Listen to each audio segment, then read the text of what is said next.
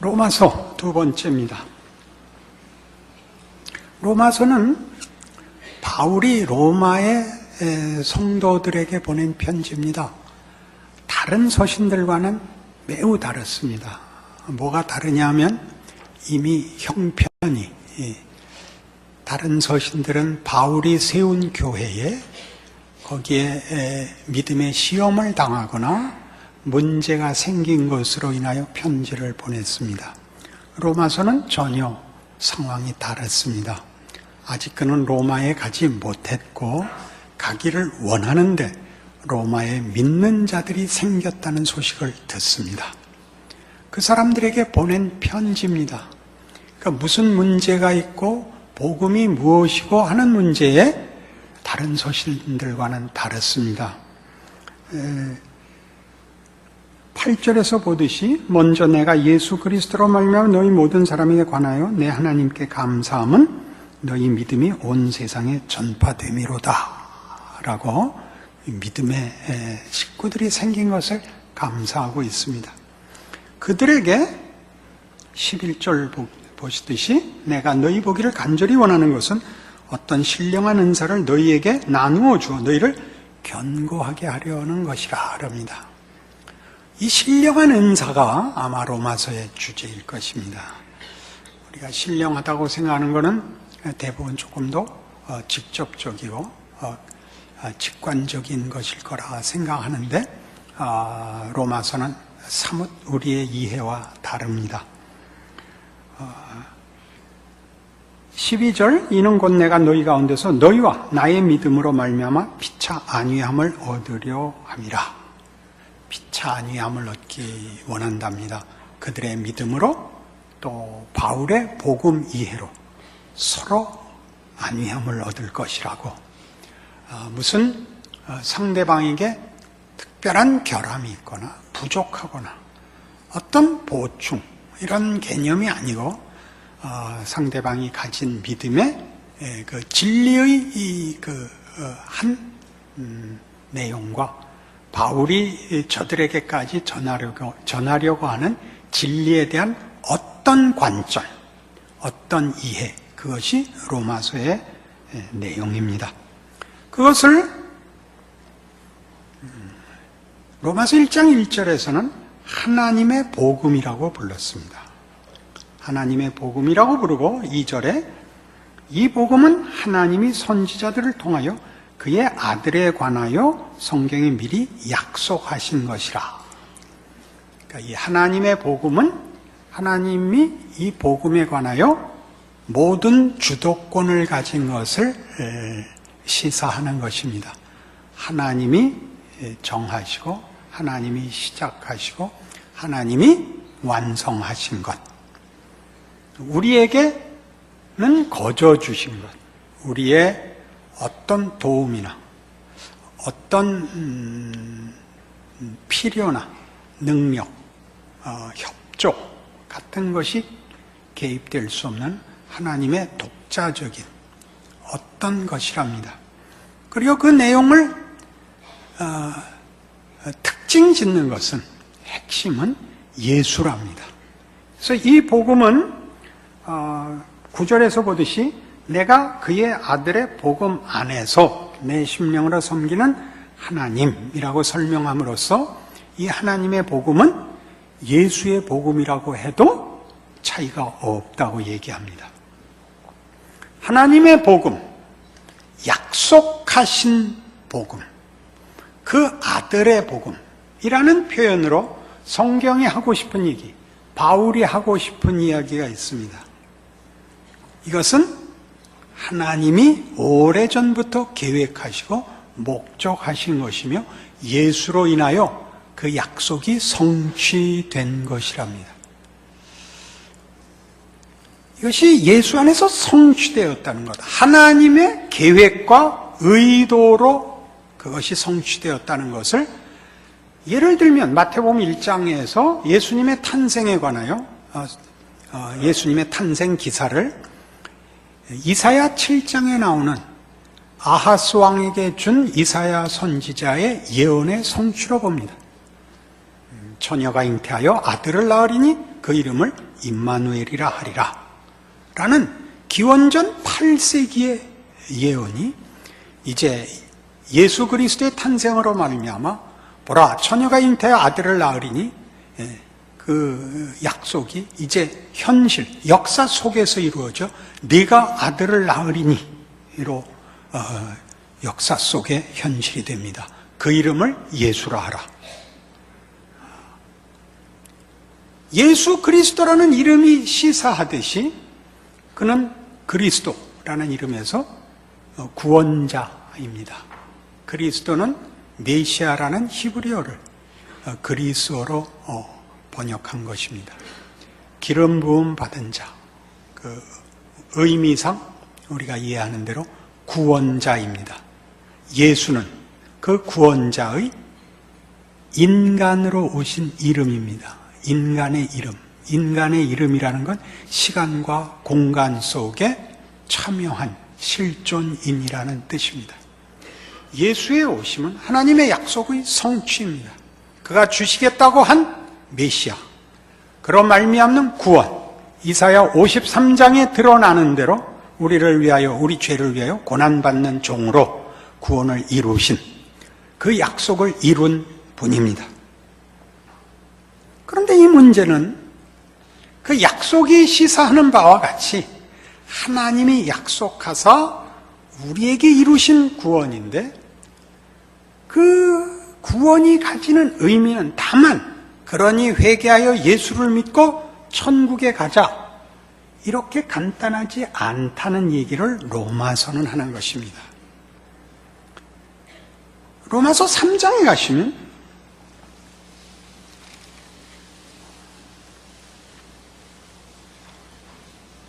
24절에서 보듯이 그리스도 예수 안에 있는 속량으로 말미암아 하나님의 은혜로 값없이 의롭다 하심을 얻은 자 되었느니라.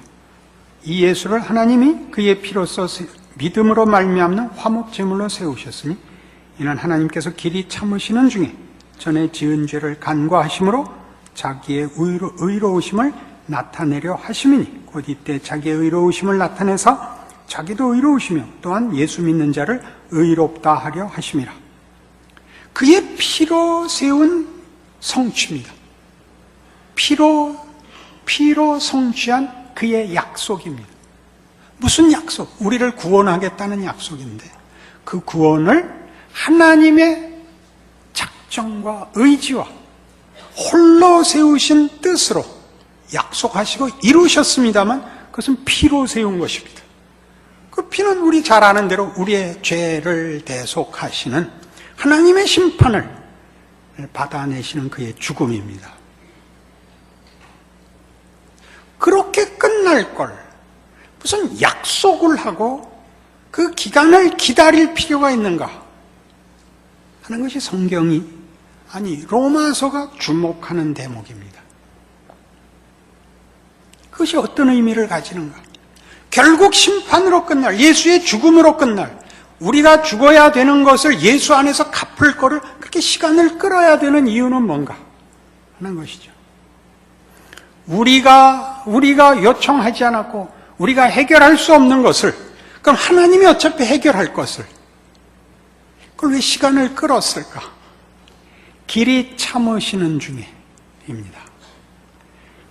복음에는 예수를 믿으면 구원을 얻는다는 얘기만 있는 것이 아니라 그 구원이 어떻게 주어졌는가가 핵심으로 드러나야 된다고 로마서는 이제 큰 그 초점을 가지고 우리를 찾아옵니다.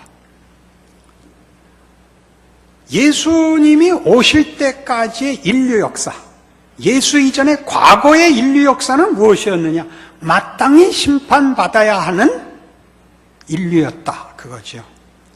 그걸 그러면 하나님이 어떻게 하셨냐?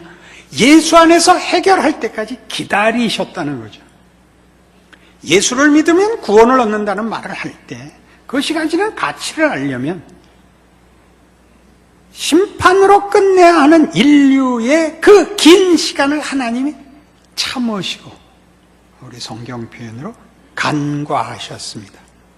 하나님의 공의와 진노를 누르시고 우리를 구원하기 위하여 길이 참으사 우리가 마땅히 받아야 할 형벌을 면하게 하시기 위하여 당신의 공의를 세우는 방법으로 예수를 세우기까지, 예수 안에서 해결하기까지 그가 길이 참으셨습니다.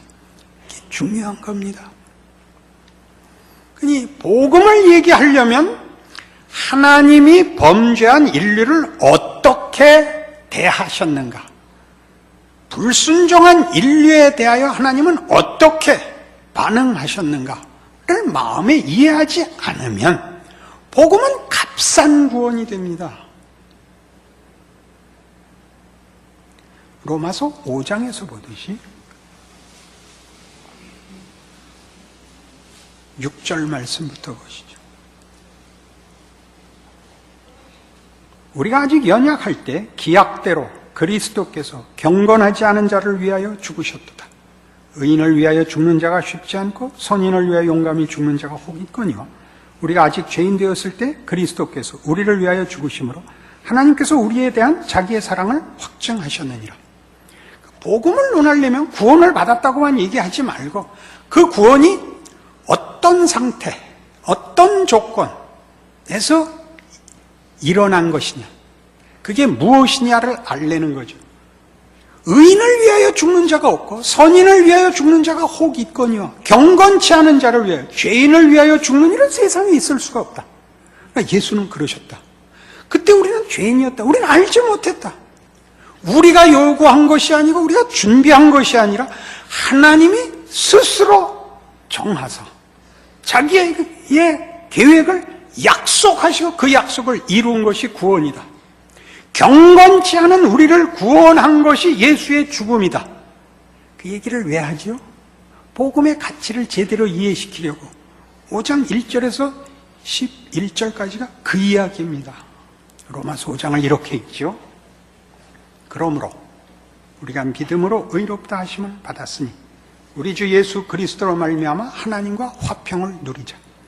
또한 그로 말미암아 우리가 믿음으로 서 있는 이 은혜에 들어감을 얻었으며 하나님의 영광을 바라고 즐거워하느니라. 다만 이뿐 아니라 우리가 환난 중에도 즐거워하나니 이는 환난은 인내를, 인내는 연단을, 연단은 소망을 이루는 줄 알미로다. 소망이 우리를 부끄럽게 하지 아니함은 우리에게 주신 성령으로 말미암아 하나님의 사랑이 우리 마음에 부은 바 됨이니 우리가 아직 연약할 때 기약대로 그리스도께서 경건하지 않은 자를 위하여 죽으셨도다. 1절에서 여기까지가 무슨 얘기를 하는 것 같아요? 자, 그리스도로 말미암아 구원을 얻어 하나님의 자녀가 되었으니 나아가자, 그런 얘기입니다. 이제 예수를 믿고 하나님의 자녀가 되었으니 자녀답게 살자. 이렇게 도덕성을, 어떤 유용성을 격려하는 것이 아닙니다. 우리가 어느 자리에 있는가, 하나님이 무슨 일을 해놓았는가를 바라보고 알자고 얘기를 합니다. 우리가 경건치 않을 때, 하나님을 모를 때 구원을 이루신 그 하나님, 우리의 죄를 씻기 위하여 자기 아들을 주신 그 하나님이 그 아들로 우리를 자기 자녀 삼아서 새 시대를 열었으니 모를 때 은혜를 받은 것, 그것을 근거로 하여 하나님의 자녀가 된 이 시대, 하나님이 우리를 간과하시고 길이 참으시는 시대에 사는 것이 아니라 예수를 보내어 하나님과 화목된 자로 살게 하는 시대를 맞았으니 이 시대가 무엇인지 알자, 그렇게 얘기하는 것입니다.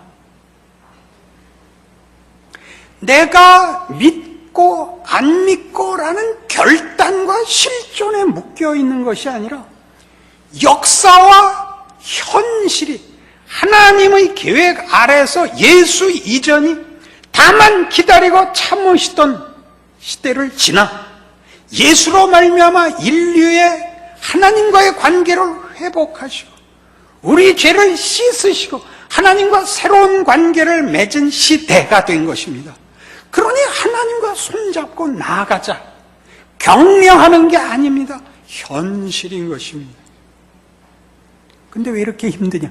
그게 로마서 5장 얘기죠. 다만 이뿐 아니라 우리가 환난 중에도 라고 3절에 나오는 것은 바로 이 이야기입니다. 하나님과 관계에서, 신분에서, 운명에서 다만 하나님의 오래 참으심 아래 있는 것이 아니라 하나님과 화목된 자로 살게 되었으나 그 완성은 예수님 재림으로 미루어졌습니다. 왜요? 그 길이 참으신 것이 모두에게 은혜와 용서와 화목으로 되는 날을 위하여 예수님 하나님의 통치를 시작하시고 하나님의 나라를 여셨으나 그 온전한 현실은 영원한 나라로 미루어져 있습니다. 그러나 이 시대는 예수로부터 그 전 시대와 다른 시대가 되었습니다. 실제적으로 예수 안에서 하나님의 자녀로 사는 시대가 되었습니다.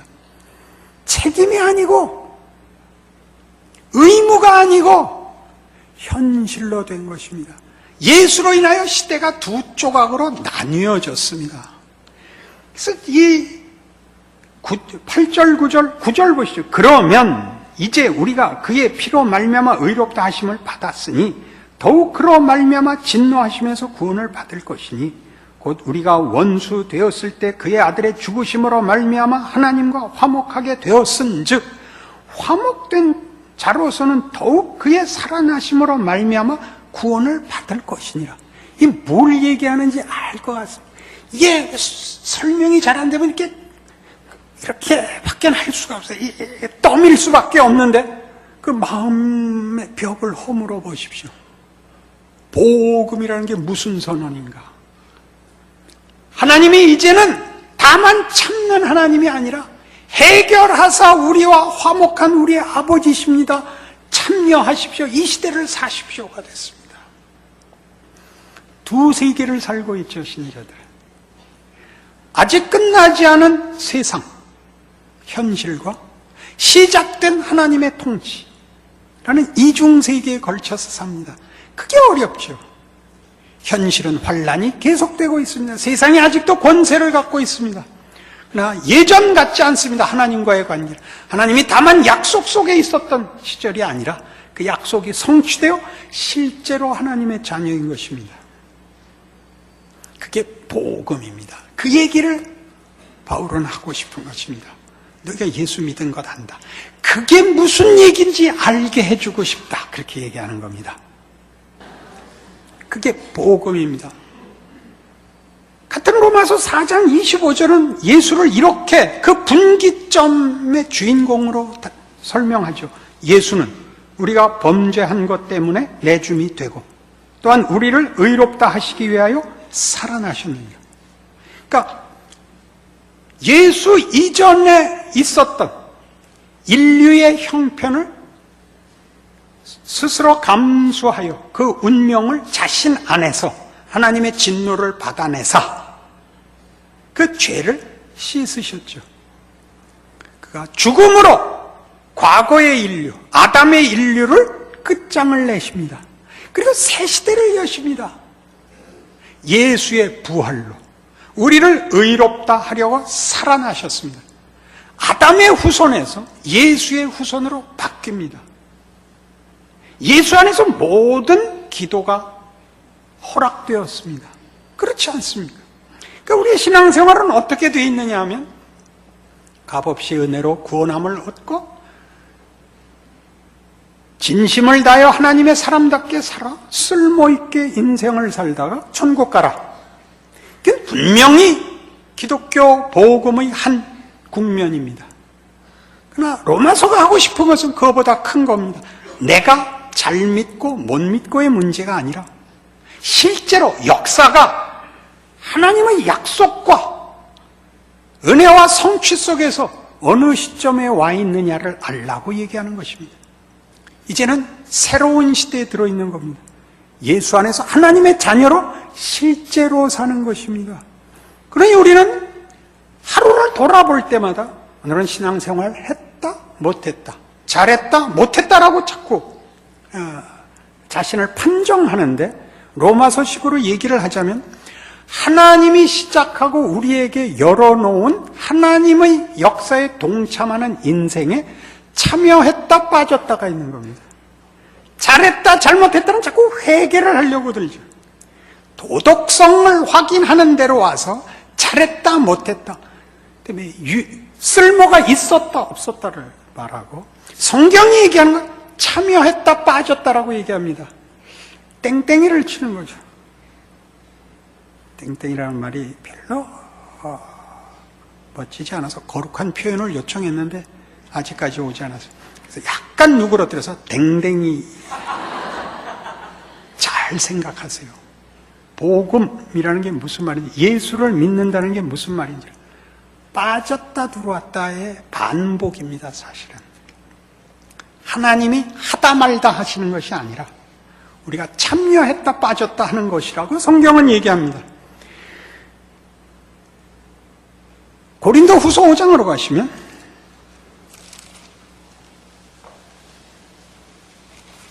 13절 이하에 사도 바울이 고린도 교회에 한 이 말씀을 이 시각에서 보시면 조금 더 분명해질 것이라고 생각합니다.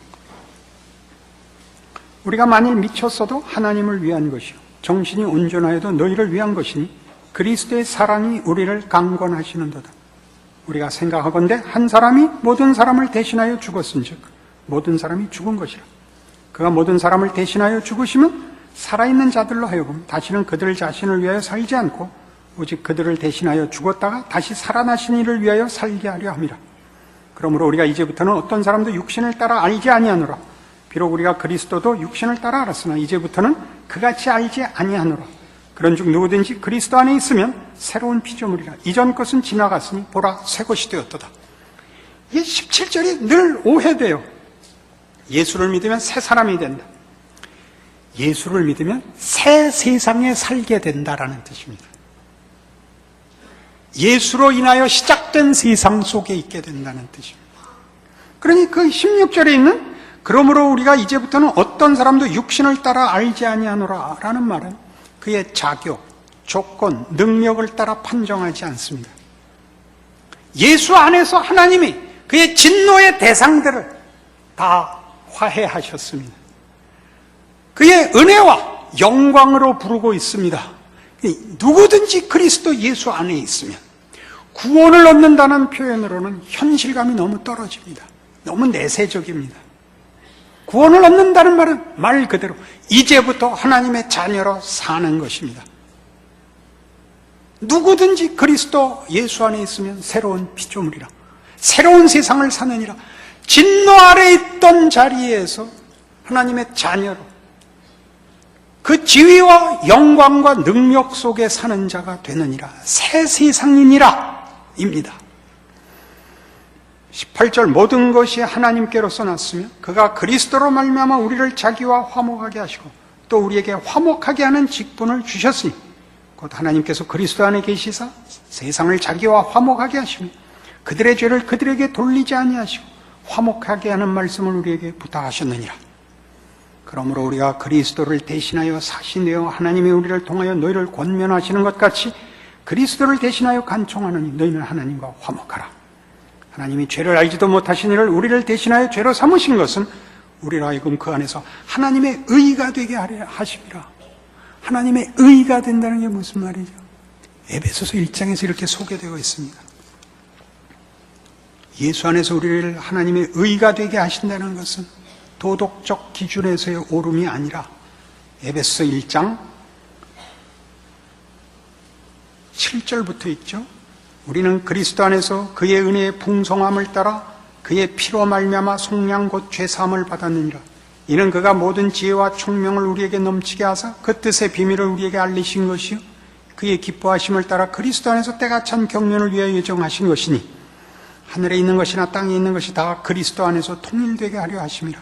모든 일을 그의 뜻의 결정대로 일하시는 이 계획을 따라 우리가 예정을 입어 그 안에서 기업이 되었으니 이는 우리가 그리스도 안에서 전부터 바라던 그의 영광의 찬송이 되게 하려 하심이라.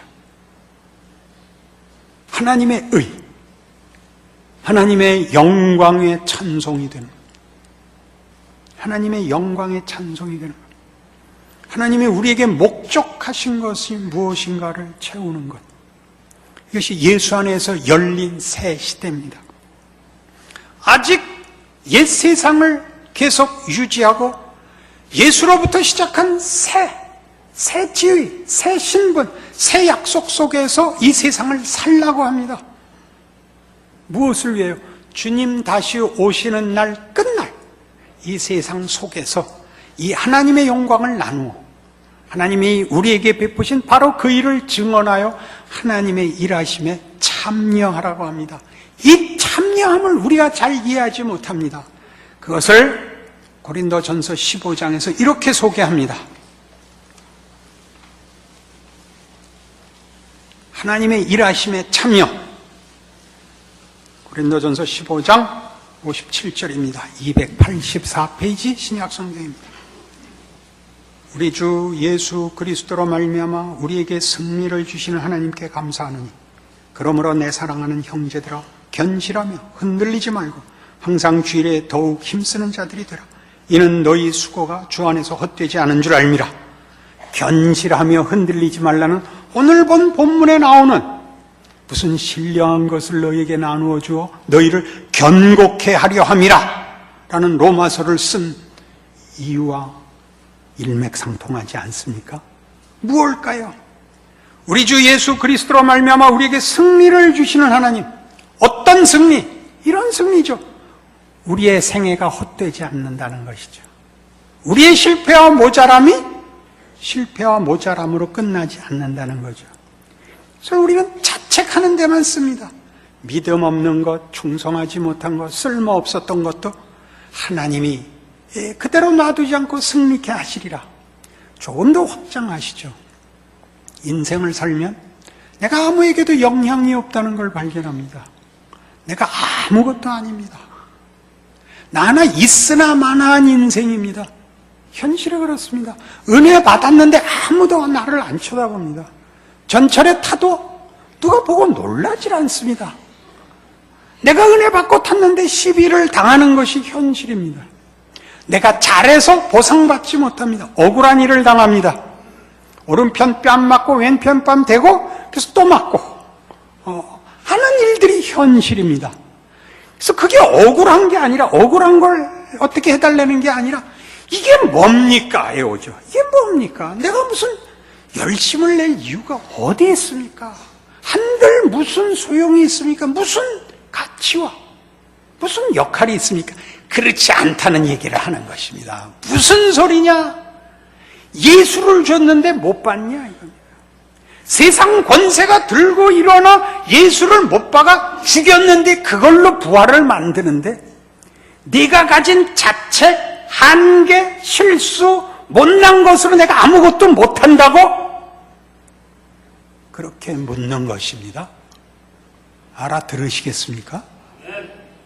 여러분들의 그 아슬아슬하고 조마조마하고 있잖아요. 알잖아요, 그거의 일을 한다니까요. 자기 자리를 지키려는 거죠. 지나가는 사람 일. 무슨 말인지 알죠? 엑스트라. 전봇대 2. 가로등 3. 이걸 하세요. 그걸로 하나님 일하신대요. 나중에 그 결과를 볼 거래요. 하나님의 일에 참여하시래요. 여러분이 원하는 식으로 확인해서 받으려고 하지 마시고. 그게 이미 아브라함에서 이렇게 구약에서 그 증거가 있었습니다. 창세기 12장 찾아보셔야 돼요. 중요한 겁니다.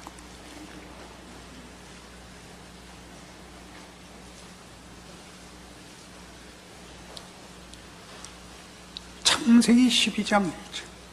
여호와께서 아브라함에게 이르시되 너는 너의 고향과 친척과 아비의 집을 떠나 내가 네게 보여줄 땅으로 가라.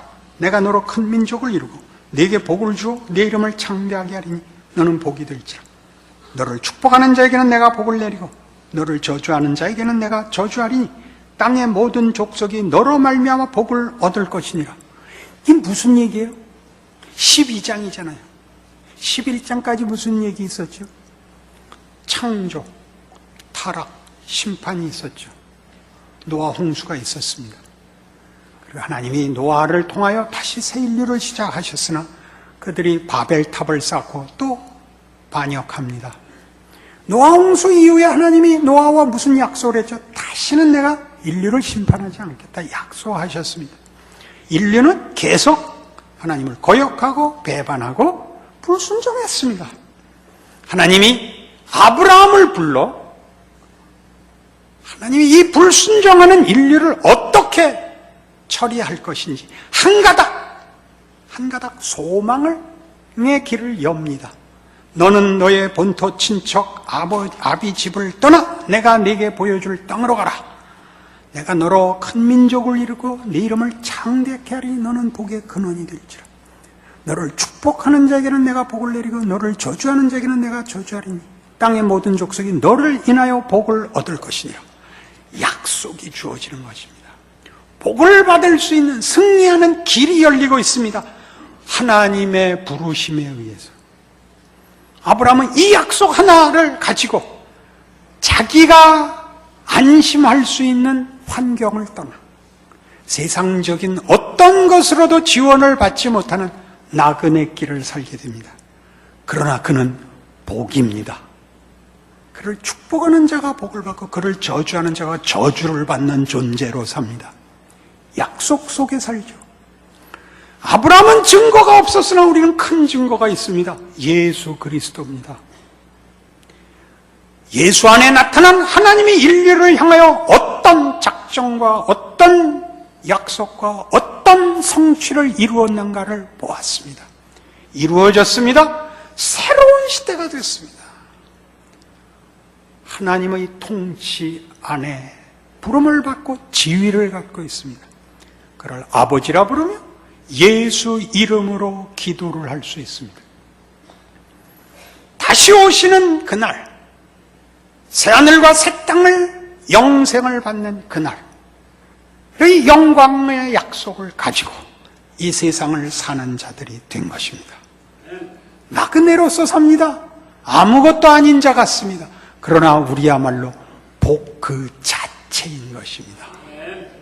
아브라함 그렇게 소원하셨는데 오늘 약속하십시오. 아브라함이 되겠다고.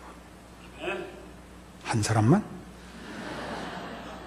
그건 이삭이고 여러분의 인생이 이런 성경의 증언들과의 연속선상에 그 약속과 축복 속에 있는 것 기억하셔서 잘 감수하고 담대하게 사시는 복된 인생 되시기를 바랍니다. 기도하십시다. 하나님 아버지, 우리는 복된 시대를 살고 있습니다. 예수 그리스도 안에서 허락된 하나님의 자녀라는 신분과 그 약속과 그 믿음, 그 기적 속에서 사는 인생을 살고 있습니다. 그러니 하나님, 믿음을 더하사 우리가 뚫고 지나가야 하는 이 세상에 나그네된 인생을 담대히 살아나가도록 붙들어 주시옵소서. 우리의 눈물과 한숨이 기적을 이루는 하나님의 방법이라는 걸 알게 하사 예수께서 그리하신 것 같이 우리의 인생을 주 앞에 바쳐 그 기적을 보는 하나님의 영광을 나누는 참으로 위대한 인생을 살도록 우리 하나님 축복하여 주시옵소서. 예수님 이름으로 기도합니다.